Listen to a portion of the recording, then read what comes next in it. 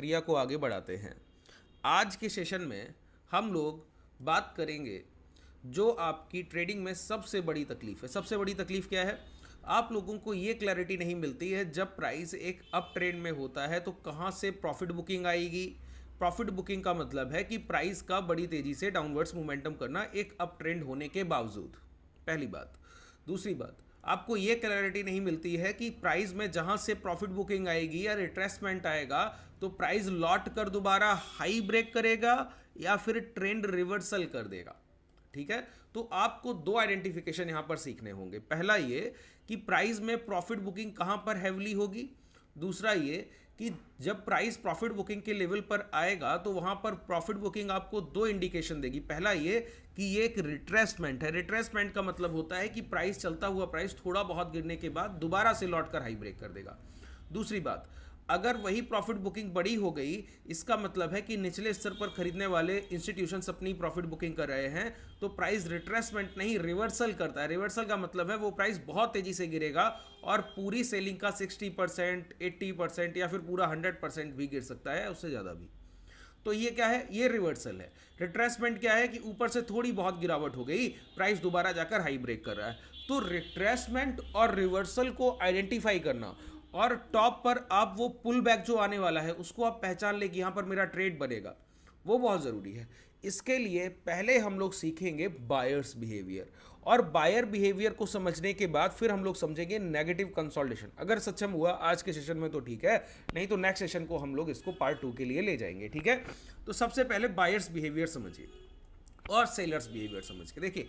एक तरफ मैं बायर्स को रखता हूं, एक तरफ मैं सेलर्स को रखता हूं। अब देखिएगा दोनों के डिफरेंसेस कि उनका व्यवहार कैसा है ये तो आप बता देंगे। बस मैं आपसे दो क्वेश्चंस करूंगा, ध्यान से सुनिए। मैं आपसे पूछता हूं कि अभी आपको हीरो मोटो में पोजीशंस बनानी है। हीरो मोटो का शेयर है, उसमें आपको पोजीशंस बनानी है। ठीक है, खरीदारी करनी है। मैंने आपसे बोला और मैंने अपने कम्युनिटी के सभी ट्रेडर्स से बोला कि आपको हीरो मोटो में पोजीशंस बनानी है, हीरो मोटो का प्राइस अच्छा है। ठीक है, जब मैंने कहा कि हीरो मोटो में बाइंग अपॉर्चुनिटी बन रही है तो आपने देखा, आप जैसे और कम्युनिटी ट्रेडर्स ने देखा कि हाँ हीरो मोटो की खरीदारी अब करनी चाहिए। तो हीरो मोटो की खरीदारी के लिए क्या चाहिए? मनी, पैसा चाहिए ना। तो पैसा किसी के पास आज है, किसी ने कल तक अरेंजमेंट किया, किसी के पास सेविंग अकाउंट्स में पड़ा था वो ट्रांसफ़र करेगा, किसी ने कहीं दे रखा है वहाँ से लेकर आएगा, किसी के पास कुछ शेयर्स रखे हैं उसको प्रॉफिट बुकिंग कर तब अपने पोजीशन को शिफ्ट करेगा। तो ये सारा पैसा, ये सारा जो जितना मैंने आपको प्रोसेस बताया, कोई कहीं से लेकर आया, किसी ने कल तक अरेंजमेंट किया, किसी के पास आज ही था, किसी ने आज प्रॉफिट बुकिंग किया, T+2 में उसके एडजस्टमेंट होंगे, उसके बाद वो खरीद पाएगा। तो हीरो मोटो में सभी ट्रेडर्स अपनी पोजीशन बना पाएंगे, वो समय लगेगा। एक साथ पॉसिबल नहीं है कि आपने अभी खरीदा और सभी लोगों ने आज ही एक साथ खरीद लिया मेरे अपडेट के बाद ही, नहीं हो सकता है। कुछ लोग अभी खरीद पाएंगे, कुछ लोग थोड़े समय के बाद, कुछ लोग कल तक और कुछ लोग एक दिन बाद। और तो 1 से 2-3 ट्रेडिंग सेशन का समय लगेगा, तब हीरो मोटो में अच्छी खासी कम्युनिटी ट्रेडर्स की पोजीशंस बन जाएंगी। बात क्लियर हुई? इसका मतलब है खरीदारी में समय लगता है। क्यों? खरीदारी के लिए पैसा चाहिए होता है और पैसा आसान चीज़ नहीं है कि उपलब्ध हो बहुत आसानी से, ऐसी चीज़ नहीं है। ठीक है, तो जहां पर मनी को डिप्लॉय करना है वहां पर क्या? एक्यूमुलेशन, खरीदारी की सभी लोग उसको खरीद कर बैठेंगे अब, तो वहां पर एक्यूमुलेशन कहते हैं इसको। जहां पर एक्यूमुलेशन होगा वहां पर टाइम पीरियड लगता है, एक अच्छा खासा समय जाता है। तो बायर बिहेवियर क्या है? बहुत काल्म है। खरीदारी जहां पर दिखेगी धीरे धीरे होगी। ठीक है, एक चीज समझ में आई? अच्छा, इसके अपोजिट में अगर मैं आपसे पूछूं सेलर बिहेवियर, मैंने सभी इसके बजाय मैंने कम्युनिटी ट्रेडर्स से कहा कि आपके पास टाटा मोटर का शेयर जो रखा है, अब उसमें प्रॉफिट बुकिंग का टाइम है, प्रॉफिट बुकिंग कर लीजिए। तो जब मैंने कहा कि टाटा मोटर में प्रॉफिट बुकिंग का टाइम है तो लोगों ने क्या किया? प्रॉफिट बुकिंग की। प्रॉफिट बुकिंग की तो देखिए, आप सभी के पास शेयर्स पहले से रखे हुए हैं पोर्टफोलियो में, तो अब आपको खरीदने नहीं जाना है। आप इंस्टेंटली क्या करेंगे? अपने डीमेट को लॉगिन करेंगे और लॉगिन करके अपने शेयर्स को तुरंत बेच देंगे। और सभी लोग एक 15 से 20 मिनट के समय में, 1 घंटे के समय में मैसेज आप लोग देख लेंगे और अपने जो भी शेयर्स आप होल्ड कर रहे हैं वो आप अपने शॉर्ट सेल कर देंगे। इसका मतलब है कि बेचने में कोई समय नहीं लगता और खरीदने में एक बहुत बड़ा समय जाता है। एक्यूमुलेशन टाइम टेकिंग है और डिस्ट्रीब्यूशन पैनिक क्रिएटिंग है कि अचानक से बहुत बड़ा पैसा भी बाजार से निकाला जा सकता है, लेकिन अचानक से बहुत बड़ा पैसा बाजार में डाला नहीं जा सकता। बात क्लियर हुई? तो देखिए, प्रॉफिट बुकिंग, जिस चीज में पैसा लग नहीं रहा है, पैसा पहले से लगा हुआ है, उसको फ्री करना है, तो वो प्रोसेस तो बहुत आसान है, बहुत जल्दी किया जा सकता है। लेकिन जहां पर पैसा लगना है, जहां पर उसकी जरूरत है, तो वो प्रोसेस एक लेंदी है, उसमें एक समय लगता है, टाइम टेकिंग प्रोसेस है। तो बायर्स बिहेवियर कैसा हुआ? काल्म हुआ, बहुत धीरे खरीदारी करेंगे और समय लेकर। सेलर बिहेवियर कैसा हुआ? एग्रेसिव हुआ। एग्रेसिव बिहेवियर का मतलब है कि बहुत तेजी से यहां पर सप्लाई आ रही है, प्राइस जहां भी है वहां पे अगर प्रॉफिट बुकिंग हो गई तो एक साथ प्राइस गिर जाएगा। जैसे मैं एक एग्जांपल दूं, अभी एक सेशन में हम लोगों ने टाटा कम्युनिकेशन कहा, जब जो लोग क्लासेस करते हैं, हम लोग इक्विटी भी बाइंग करते हैं, वहाँ पर हेजिंग भी करते हैं, है ना। आप लोग भी अगर हमारे साथ कम्युनिटी में जुड़ना चाहते हैं तो नीचे डिस्क्रिप्शन में आपको कॉन्टैक्ट डिटेल मिल जाएगी, आप जुड़ सकते हैं। टेलीग्राम का लिंक भी है, उससे भी जुड़ सकते हैं, ठीक है। देखिए, तो टाटा कम्युनिकेशन हम लोगों ने खरीद कर रखा था, तो उसका प्राइस जहाँ चल रहा था नियर अबाउट, लास्ट डिजिट थे 99 का लास्ट डिजिट, आगे का प्राइस था और लास्ट डिजिट 99। तो जब मैंने बोला कि प्रॉफिट बुकिंग करना है तो 99 से 84 है। क्यों? क्योंकि एक सडन प्रॉफिट बुकिंग हो गई, बहुत लोगों ने अपना पैसा वहां से खींच लिया, बाहर निकाल लिया, तो प्राइस वहां से गिर गया। और वहीं पे अगर मैं कहता कि खरीदिए, तो खरीदने पर इतना बड़ा इंपैक्ट नहीं आता है। 84 का प्राइस 85 हो सकता है, 86 हो सकता है। ऐसा नहीं होगा कि अचानक से 2-2.5% चल जाए। क्यों? आप खरीद रहे हैं, सभी लोग एक साथ नहीं खरीद पा रहे हैं। कुछ लोगों ने खरीद पाया है, कुछ लोग कल खरीदेंगे, कुछ लोग शाम को खरीदेंगे, तो वो इंपैक्ट सडन नहीं आएगा। सेलिंग का इंपैक्ट सडन आता है। एक बात क्लियर हुई? ये इतना बड़ा कॉन्सेप्ट है, मैं आपको बता दूं, एक बार अगर आपको क्लियर हुआ तो कभी आप अपनी लाइफ में ट्रेडिंग में गलती नहीं कीजिएगा। समझ लीजिए इस बात को, ठीक है। आप देखिए, बायर्स बिहेवियर आपको समझ में आया कि काल में धीरे धीरे खरीदारी करते हैं। सेलर्स बिहेवियर समझ में आया कि पैनिक क्रिएटिंग है। अब सेलर्स बिहेवियर को अगर आप यहां पर बेहतर तरीके से समझ ले तो आपकी आधी तकलीफ दूर हो जाएगी। बायर्स बिहेवियर पर हम लोग बात करेंगे। सेलर्स बिहेवियर क्या है कि प्राइस में जब भी गिरावट होगी तो बहुत पैनिक से होगी। और बायर बिहेवियर क्या है कि प्राइस ठहरता है, रुकता है, आसानी से नहीं गिरता। अगर गिरना नहीं चाहता है तो फिर गिरेगा नहीं, वहां पर कंसोलिडेशन की प्रक्रिया होगी, एक बड़ा डीप कंसोलिडेशन चलेगा, फिर प्राइस वो करना चाहे करेगा। अच्छा, अब यहां पर एक बात समझिए, प्राइस एक हायर हाइस की फॉर्मेशन में, ध्यान से सुनिएगा, हायर हाइस के फॉर्मेशन में ऊपर की तरफ बढ़ रहा है। अचानक से किसी जगह से एक मुझे सडन एक बड़ी कैंडल का फॉर्मेशन मिलता है। ये क्या है? ये है सेलर का साइन। मैंने क्या कहा? ये है सेलर का साइन। मतलब प्राइस बहुत तेजी से गिर गया, बहुत तेजी से किसी स्ट्राइक प्राइस से एक या दो कैंडल बन गई, इसका मतलब है सेलर्स ने प्रॉफिट बुकिंग किया है। बायर्स जो बैठे थे उन्होंने अब प्रॉफिट बुकिंग किया और सेलर यहां पर इंटरेस्टेड हो गए हैं, तो ये पैनिक है। देखिए, जब आप बेचते हैं तो आपको देखकर चार और बेचते हैं, ये बाजार का नेचर है ना। जब एक जगह पर शॉर्ट सेलिंग आती है, बिकवाली आती है, तो कई लोग डर की वजह से अपने पोर्टफोलियोज बेचने लगते हैं, अपने पैसे को बाहर निकालने लगते हैं, बड़ी गिरावट के डर से, जो कि नहीं होना चाहिए। क्लासेस में मैं बताता हूं कि अपने पोर्टफोलियो को आप कैसे बिल्ड करते हैं, कैसे उसको होल्ड रखते हैं, लॉन्ग टर्म के लिए कैसे पोर्टफोलियोज बनाए जाते हैं, सारी चीज़ें क्लासेस में आप सीखें, ठीक है। तो देखिए, अब ये सडन पैनिक था। अब सोचिए, मैं आपसे बोलूं कि टाटा मोटर में प्रॉफिट बुकिंग कर लीजिए, तो देखिए सभी लोग अचानक से एक साथ एक्टिव नहीं रहते किसी भी प्लेटफॉर्म पर। तो मैंने कहा टाटा मोटर की प्रॉफिट बुकिंग कीजिए, तो सभी लोग नहीं कर पाएंगे। 50% ट्रेडर वहां पर, देखिए मैं आपको साइकोलॉजिकल कंडीशंस बहुत अच्छे से समझा रहा हूं, इनको बहुत ध्यान से सुनिए। 50% ट्रेडर वहां पर अपना प्रॉफिट बुकिंग कर लेगा और 50% वो मैसेज देख पाएगा 15 मिनट में या 20 मिनट में। अब देखिए, टाटा मोटर चल रहा था 700 और 700 से अचानक से प्रॉफिट बुकिंग हुआ तो 690 आ गया। तो जिन्होंने 10 मिनट के बाद उस मैसेज को देखा, अब उनके लिए तो हाई 700 है, वो कैसे 690 पे बेच दें? उनको तो लग रहा है 10 रुपए का घाटा हो रहा है। तो प्राइस क्या करता है, एक बार दोबारा 700 को टच करने जाता है, 700 के आसपास। अब वो सेलर्स जिन्होंने पिछली बार नहीं बेच पाया, वो दोबारा अपनी प्रॉफिट बुकिंग करेंगे और प्राइस दोबारा वहां से गिर जाएगा। बात क्लियर हुआ? ये इंस्टीट्यूशन साइन मैं बता रहा हूं, इंस्टीट्यूशन अपनी प्रॉफिट बुकिंग ऐसे ही करते हैं। पहले एक सडन आपको झटका देंगे, बहुत तेजी से प्राइस को गिराएंगे, फिर धीरे धीरे प्राइस को ऊपर ले जाएंगे। इससे क्या होगा, जो प्रीवियस बायर्स थे, जो ट्रेंड पॉजिटिव था, तो ये बायर सोचते हैं कि मुझे यहां पर एक खरीदने का मौका मिला है। नहीं, एग्रेसिव सेलिंग में कभी एक बाइंग की अपॉर्चुनिटी नहीं देखते हैं, ध्यान रखिए। एग्रेसिव सेलिंग में कभी बाइंग अपॉर्चुनिटी नहीं देखते। तो ये बायर्स सोच रहे थे कि यहां पर खरीदारी का मौका मिल गया है, खरीद लेते हैं। तो उन्होंने तो अपने हायर लेवल पर एक बड़ी क्वांटिटी को एग्जिट कर दिया है, इंस्टीट्यूशन बायर्स ने, जिन्होंने निचले स्तर पर कहीं खरीदा था। अब ये सडन बिहेवियर है, ये सेलर्स बिहेवियर है, प्राइस अचानक से गिरा है और अब धीरे धीरे ऊपर जा रहा है, मतलब उन्होंने हायर लेवल पर बेचा और लोअर लेवल पर बायर्स को इंटरेस्टेड कर दिया कि अचानक से आपको बड़ा डिप मिला, आपको लग रहा है बाई ऑन डिप, आपने बाई ऑन डिप किया तो प्राइस धीरे धीरे धीरे धीरे ऊपर जाएगा और जैसे ही दोबारा उस हाई के पास पहुंचेगा वो अपनी दूसरी बड़ी क्वांटिटी दोबारा से बेच देंगे उसी प्राइस पर और दोबारा से सडन पैनिक दिखेगा। तो प्राइस में कभी हायर हाइज के फॉर्मेशन बन रहे हो और अचानक से एक सिंगल डिप मिले और प्राइस धीरे से ऊपर बढ़े और दोबारा एक बड़ा डिप दे दे, तो इसी को हम लोग टेक्निकल में आइडेंटिफाई करके कह देते हैं एम फॉर्मेशन। ये एम फॉर्मेशन नहीं है, ये सेलिंग का फॉर्मेशन है कि यहां पर प्राइस को गिराने के लिए एक प्रक्रिया की जा रही है जिसमें इंस्टीट्यूशन बहुत तेजी से बिकवाली कर रहे हैं। बात क्लियर हो? इसी को थोड़ा आगे ले जाते हैं, इसी प्रोसेस को थोड़ा सा और आगे बढ़ाते हैं। तो ये सेलिंग बिहेवियर है। यहां पर हमको शॉर्ट सेलिंग करनी चाहिए कब?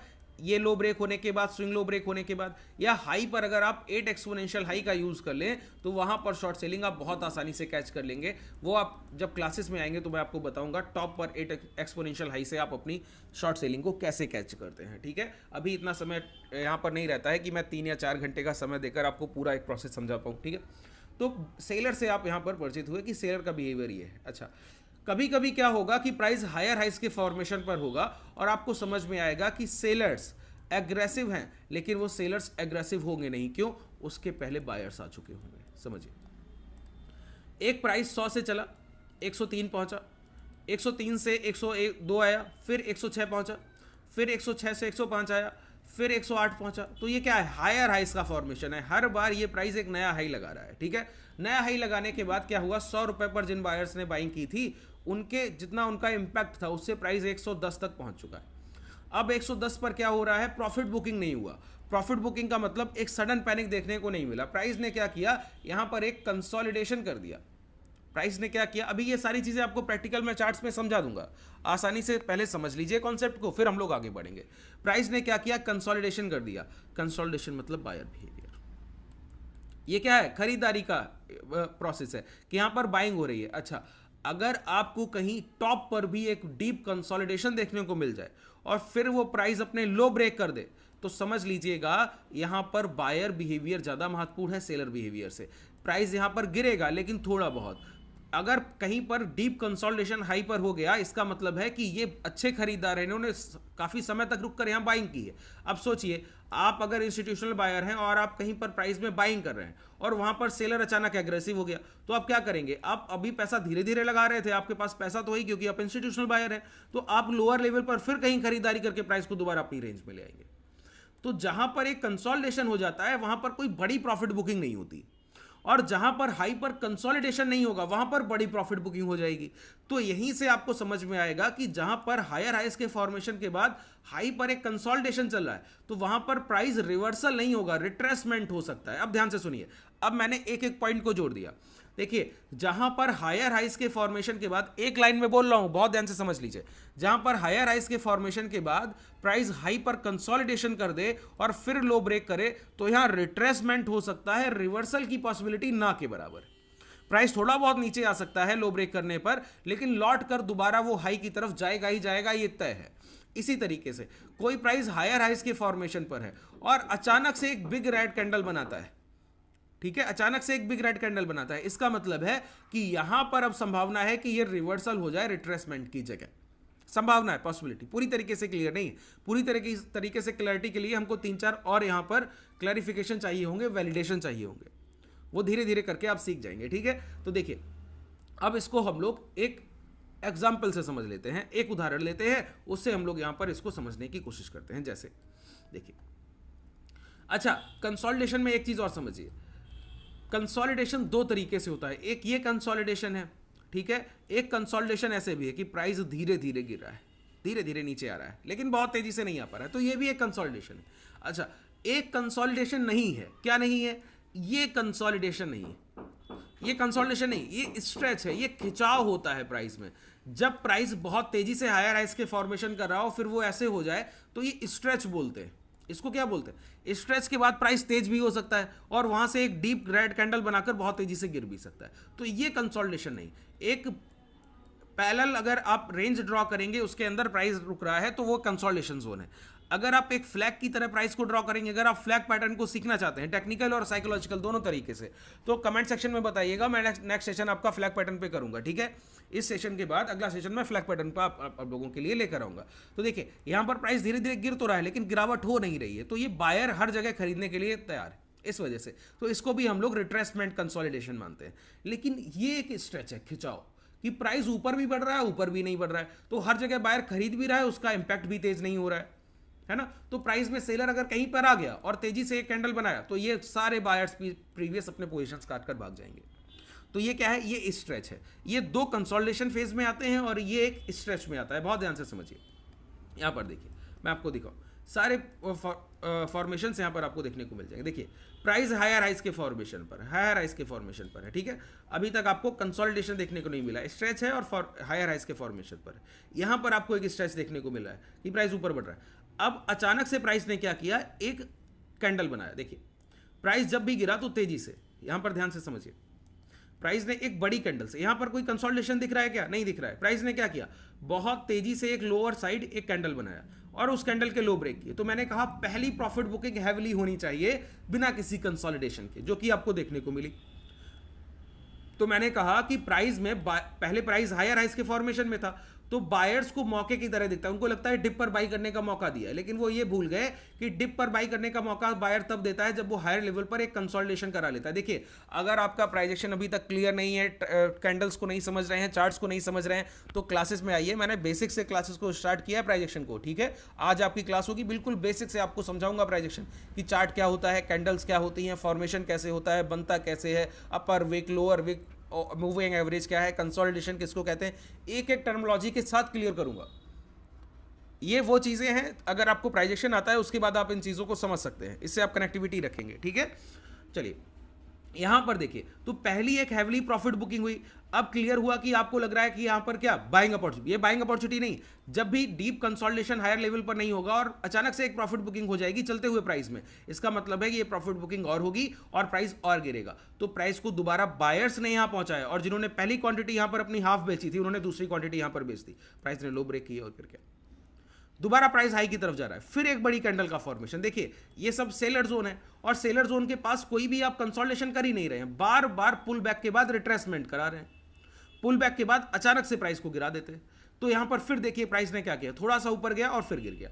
तो ये क्या है, सेलर बिहेवियर, ये पूरा प्राइस क्या है, सेलर बिहेवियर। अब आइए थोड़ा सा आगे बढ़ते हैं। यहां पर अगर आप गौर करें तो प्राइस की गिरावट धीमी हुई, ये एक देखिए कंसोलिडेशन का फेज बना। इसका मतलब है कि गिरते हुए प्राइस में बायर्स प्राइस को अब यहां संभालने की कोशिश कर रहे हैं। बायर बिहेवियर दिख गया ना, खरीदारों का व्यवहार आपको दिख गया ना। यहां पर जब आपको बायर्स बिहेवियर दिख गया तो मैंने कहा अब प्राइस में गिरावट होगी तो ज्यादा नहीं हो पाएगी, वो बायर कहीं ना कहीं से प्राइस को दोबारा टर्न अराउंड कर लेंगे। तो ये पहले से सेलर एग्रेसिव थे, इस वजह से इन बायर को इन्होंने दोबारा काटने की कोशिश की और सफल होने की कोशिश की, लेकिन प्राइस को ज़्यादा नहीं गिरा पाए। देखा आपने क्यों, उन्होंने एक जगह रुककर खरीदारी की, एक पैरेलल कंसोलिडेशन जोन बनाया। उस पैरेलल कंसोलिडेशन जोन के अंदर प्राइस दोबारा आया तो समझ लीजिए अब प्राइस दोबारा मोमेंटम के लिए तैयार है। जब प्राइस दोबारा मोमेंटम के लिए तैयार है तो आपके सामने ये मोमेंटम होता है। अब देखिए ये हाई के पास दोबारा कंसोलिडेशन हुआ, कंसोलिडेशन कैसा है, पैरेलल कंसोलिडेशन है। इसका मतलब है प्राइस में अगर गिरावट आई तो हम शॉर्ट सेलिंग नहीं देखेंगे, यहां पर हम लोग लॉन्ग करने की पोजीशंस को ही एग्जीक्यूट करेंगे। प्राइस ने फिर हाई ब्रेक किए, फिर मोमेंटम दिया, अब फिर कंसोलिडेशन चल रहा है। अब अगर लो ब्रेक होंगे तो अभी हम शॉर्ट सेलिंग के लिए नहीं देखेंगे, अभी प्राइस ऊपर जाकर अगर हाई ब्रेक कर दे तो लॉन्ग करने के लिए जरूर देखेंगे। ये होता है प्राइस को एक सिंप्लिसिटी के साथ समझना। मैंने सिर्फ आपको बायर और सेलर के बिहेवियर से परिचित करा दिया, बाकी चीजें आपने अपने मन से सारी चीजों को समझने की कोशिश कर ली है। अब आप किसी भी चार्ट को देखेंगे आपको बायर और सेलर बिहेवियर देखना चाहिए। देखिए एक मार्केट कंडीशन पर अपना पकड़ बना लीजिए, अगर बायर सेलर बिहेवियर को आपने बेहतर तरीके से समझ लिया तो मैं आपको बता सकता हूं कि यह आपका लाइफ चेंजिंग मोमेंटम है। जब भी आप बाजार में बैठेंगे और बायर सेलर बिहेवियर को देखेंगे, उसके बाद ब्रेकआउट और ब्रेकडाउन को ट्रेड करेंगे तो गलती होने की गुंजाइश ना के बराबर रह जाती है। बहुत रेयर केस होगा, 200 ट्रेड करेंगे तब कहीं 2-3 गलत होंगे, और हैज कर लिया तो वो भी लॉसेस नहीं जाने। आइए ये बैंक निफ्टी का चार्ट था, अब निफ्टी के चार्ट्स को देखते हैं। एक प्राइस से कैसे सर मान जाए कि आप सही बोले, है ना। देखिए प्राइस हायर हाइज के फॉर्मेशन पे है, यहां पर देखिए डीप रेड, अचानक से प्राइस गिरा तो दोबारा टच करके फिर गिर गया, ठीक है। कोई कंसोलिडेशन यहां पर देखने को मिला बड़ा नहीं, प्राइस दोबारा गया, फिर एक कैंडल यहां पर सडन बनाया, तो प्राइस ने क्या किया, दोबारा यहां पर गिरावट की।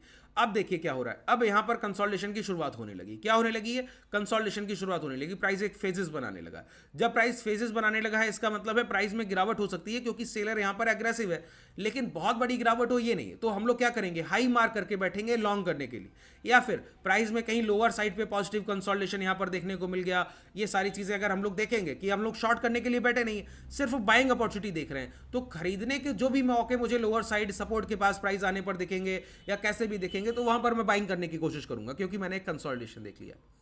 अब प्राइस ने क्या किया, वहां से मूवमेंटम किया, हाई ब्रेक किए, फिर मूवमेंटम किया। अब देखिए, अब यहां पर जब प्रॉफिट बुकिंग आ रही है, तो पहले कंसोलिडेशन हुआ, फिर लो ब्रेक हो रहा है, मतलब प्राइस ज्यादा नहीं गिरेगा, कहीं ना कहीं से लौट कर दोबारा जोन में आएगा। तो देखिए प्राइस नहीं गिर पा रहा है, रिटेस्ट करने आया और रिटेस्ट करके फिर हाई को ब्रेक करने चला गया।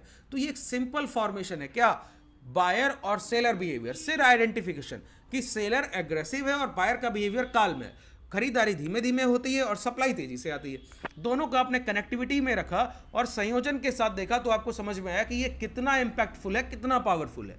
किसी भी, अब एक बात बताइए, प्राइस पर लास्ट ग्रिड लाइंस तक नहीं है, चार्ट्स पर पीछे की ग्रिड लाइंस तक मैं नहीं लगाता हूं, सेटिंग्स में जाकर यहां से ग्रिड लाइंस हटा देता हूं, सब देखिए वाइट मिलेगा आपको, ठीक है। और कोई भी टूल यूज नहीं कर रहा हूं, ना ही आरएसआई, ना ही moving average, simple price action पर बिलीव कीजिए और ट्रेड्स कीजिए और उसके रिजल्ट्स देख लीजिए। परिणाम इतने घातक होंगे कि आप कभी भी किसी भी टूल का इस्तेमाल करना भूल जाइएगा सर, ठीक है। इसी तरीके से आप मैजिकल कॉन्सेप्ट्स को और अच्छे से सीखना चाहते हैं, क्लासेस में ब्रीफली सीखना चाहते हैं और इसको कंटिन्यू, जैसे कि आज आपने सीखा, तो कल मैं इसको आपको लाइव मार्केट में ट्रेड कराऊं, इस तरीके से आप इस पर प्रैक्टिस भी करना चाहते हैं, तो हमारे कम्युनिटी ट्रेडर्स के साथ जुड़ सकते हैं। नीचे डिस्क्रिप्शन में आपके पास कॉन्टैक्ट डिटेल है। टेलीग्राम से जुड़ना चाहे तो वहाँ भी हमारे ट्रेडर्स के आप रिजल्ट्स देख सकते हैं, वहाँ भी जाकर आप देख सकते हैं। और कोई डाउट रह गया हो तो कमेंट सेक्शन में बताइएगा। धन्यवाद।